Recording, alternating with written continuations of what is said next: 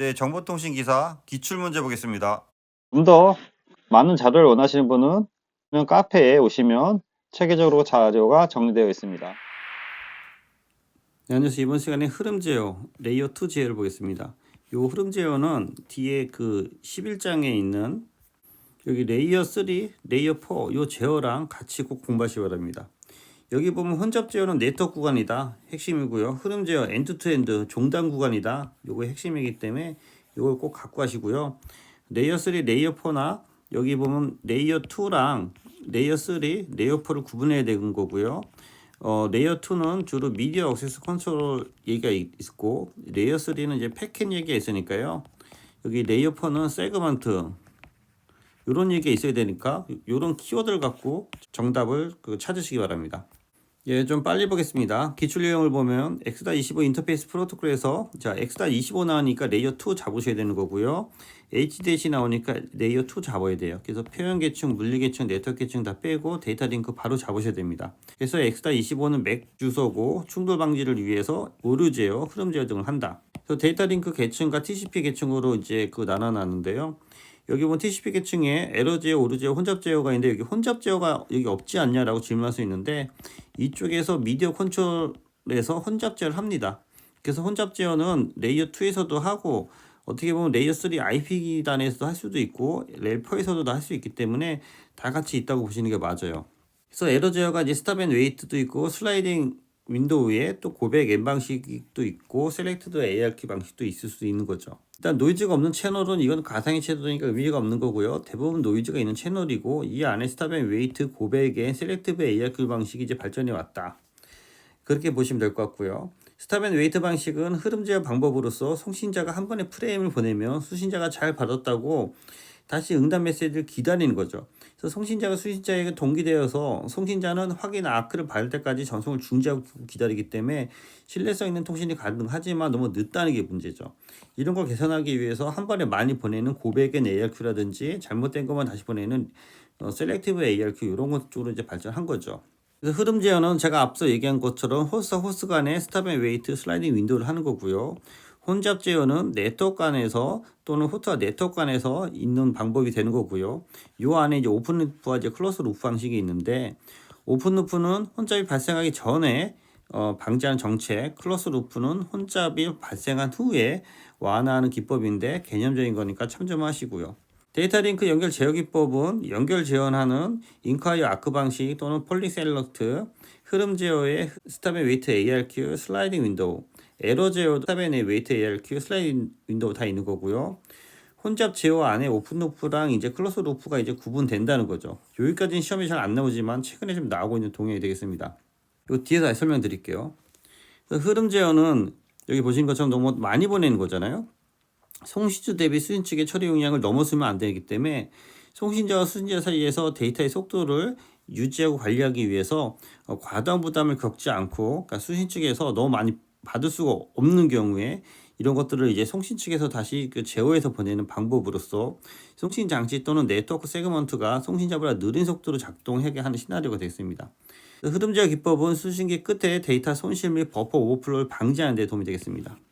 혼잡 제어는 데이터 링크 계층에서 맥 기반도 있고 네트워크 기반의 라우팅 기반, 전송 기반의 UDP TCP 기반 이런 거 다 혼잡해서 쓰는 맥 플러스 라우팅 기반 등 다양한 방법으로 혼용해서 사용할 수 있습니다. 그래서 혼잡 제어의 이제 오픈 루프 방식과 이제 클로즈 루프 방식이 있는데 클로즈 루프 방식이 저는 100초임에서 인플렉스 익스프레스에서 나눠진다. 여기 보면 오픈 루프 방식은 혼잡이 일어나기 전에 방지하는 개념으로서 리트랜스미션 여기 보면은 오류 발생 시 재전송하는 거고요. 윈도우 슬로우 스타트에서 윈도우 사이즈를 가변적으로 보내는 거, 아크놀러지먼스에서 수신자 패킷 응답이 없으면 속도를 줄이는 것으로서 수신자가 수신한 패킷을 모두 확인 응답하지 않으면 송신 측에서 이제 천천히 패킷을 보내는 거고요. 디스카드는 가능성이 높은 패킷은 폐기 허용 여부를 결정해서 하는 방법으로 폐기 정책은 혼잡을 방지하면서 전송되는 것에 영향을 주지 않습니다. 어드미션은 QS에서 주로 사용하는 수락 제어 기법으로서 과선해서 네트워크에서 혼잡을 제어합니다. 이거 위에 이제 클로즈 루프 방식은 혼잡이 발생한 뒤에 혼잡을 줄이는 방법인데요. 이 클러스 루프는 어느 정도 이제 그 양쪽에서 쓰겠다라고 이렇게 좀 묶어서 사용하는 개념으로 될 거고요. 세퍼레이션은 혼잡 발생 시 상위 노드부터 데이터 수신을 중지한다. 다시 압력을 가한다는 거죠. 홈잡이 있다고. 그래서 수신 노드가 데이터를 전송하는 발신 노드들부터 수신을 중단하는 것으로서 발신 노드들이 혼잡에 빠지는 것을 방지해주고 주로 가상회선 네트워크에서 많이 사용한다고 합니다. 초코 패킷은 혼잡을 알리기 위한 패킷이 별도로 있는 거죠. 그래서 혼잡을 알리기 위해 노드에서 발신지로 전송되는 특별 패킷을 발신자에게 혼합 발생 상태에 대한 경고 패킷을 보내는 거고요. 인플렉스 방식과 익스플리트 방식이 있는데요. 인플리트 방식은 암시적 방식으로서 혼잡 발생 시 패킷 수를 감소시키고 혼잡 신호 패킷을 전송하는 것으로서 혼잡 노드와 발생지 간의 신호를 주고받지 않습니다. 그러니까 이를 통해서 발신지 노드는 네트워크에서 혼잡이 발생하는 것으로 이제 그 스스로 이제 판단하는 거죠. 명시적 방법은 혼잡을 경험하는 단말 노드 또는 발신지 목적지의 신호를 명시적으로 여기는 문제가 있어라고 명시로 보내는 거죠. 초코 패킷은 혼잡 제어를 위해 개별 패킷을 사용하는 반면에 익스플리트한 명시적 방법인 신호는 데이터를 전송하는 패킷 내 신호를 포함해서 보내는 방법으로서 두 가지 방법으로 이렇게 나눠질 수 있습니다. 네, 참조하시고요. 문제를 풀면서 좀 더 세부적으로 보겠습니다. 1번 다음 중 통신 프로토콜 기능과 관련이 없는 것은 오류 제어, 흐름 제어, 연결 제어 있는데 전송 제어 이거 헷갈릴 수 있죠. 전송 제어는 상관이 없습니다. 오류 제어, 흐름 제어, 에러 제어, 혼잡 제어 등등의 방법이 있고요. 유사한 문제 먼저 보면요. 요것도 유사해요. 다음 중 차고, 평가, 에러 제어 방법이 아닌 것은 비트율, 블록률, 문자율 이런 거 있는데 전송의 에러율 이런 건 없습니다. 그래서 요거 9번 문제랑 요 1번 문제랑 같이 좀 보시고요. 문제 2번 OSI 7 레이어 중 데이터 링크 계층 L2 계층이잖아요. 데이터 링크 계층 오류 제어, 흐름 제어, 순서 제어 다 하죠.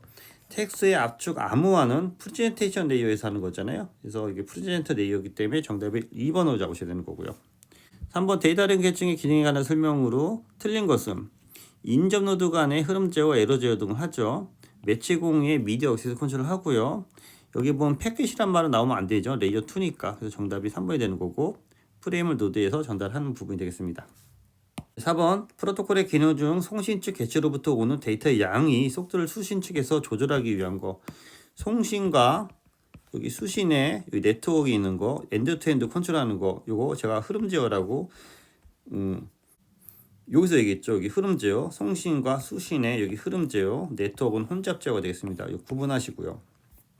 그래서 정답이 3번이 되는 거고 5번 데이터 링크 계층의 기능에 관한 내용이 틀린 것은 요거 아까 패킷 요거 뒤에서 했죠. 그래서 요거는 3번 문제를 이제 생략하고 여기 5번으로 통일하겠습니다. 패킷은 레이어 쓰레기 때문에 이거는 데이터 링크랑 상관이 없는 거고요. 신규 책이 출제할 때는 좀 조정할 수 있도록 하겠습니다. 문제 6번 X-25 요것도 맨 앞에 했던 거잖아요. 요것도 좀 생략할 수 있도록 하겠습니다. 이 부분은 여기랑 겹치는 부분이기 때문에 중복했기 때문에 신규 출판에서 제외할 수 있도록 하겠습니다. 그래서 이것도 정답이 데이터 링크 계층이 되는 거죠. 문제 7번.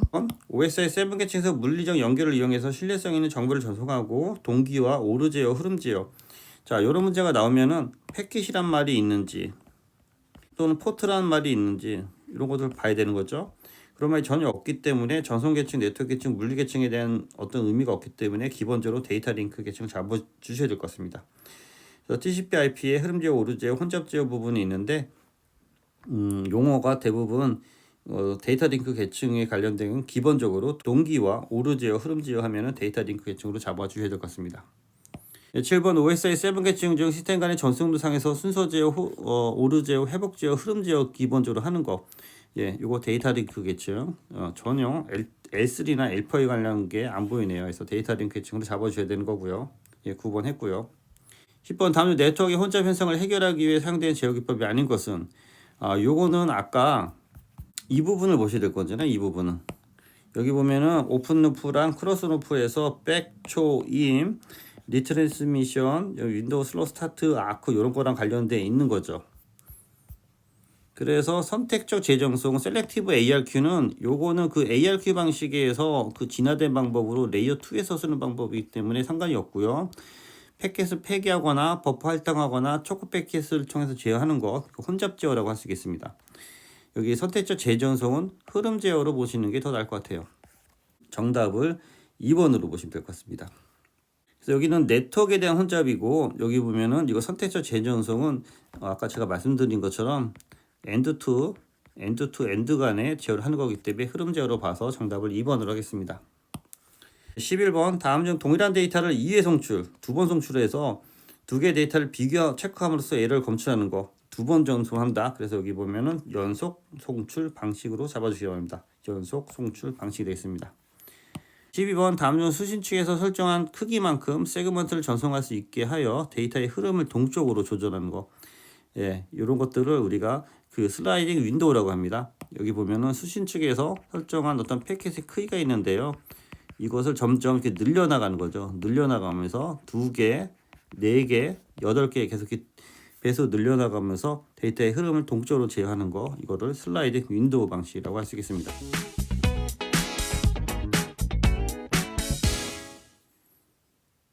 네, 그 9번 문제 다시 한번 보겠는데요. 에러 제어 평가 방법이 아는 것은 이건 헷갈릴 수 있을 것 같아서 이게 그 주관식으로 나와요. 비트 에러율, 블록 에러율, 문자 에러율, 전송 상관없다 그랬죠 제가. 에러를 제어하는 방법은 비트, 문자, 에러를 점검해서 전송한다. 네. 비트, 문자, 블록 에러를 점검한다. 전송 에러는 통신에서 BER이라고 비트 에러 레이트라고 하고요.